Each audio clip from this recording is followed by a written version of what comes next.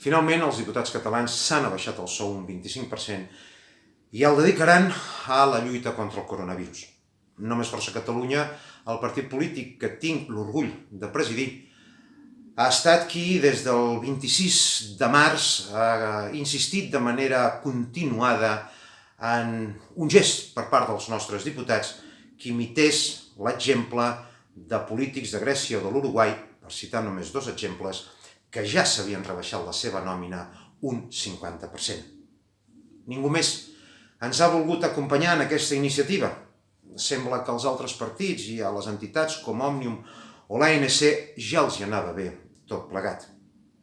La nostra campanya ha estat a través de les xarxes socials i mitjançant vídeos, comunicats i articles i, evidentment, connectava amb un sentiment col·lectiu generalitzat que ha estat qui finalment ha fet acceptar els nostres diputats, encara que sigui a contracor.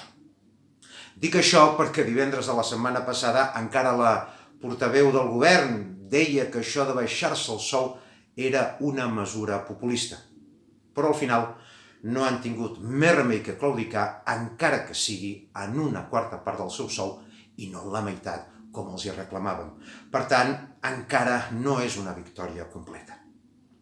Si Força Catalunya no hagués aixecat la veu, continuaríem cobrant la nòmina sencera mentre molts assalariats se l'han de rebaixar si volen continuar mantenint el seu lloc de feina. A veure si aprenem la lliçó. Els nostres diputats són els nostres servidors i la seva paga surt de les nostres butxaques.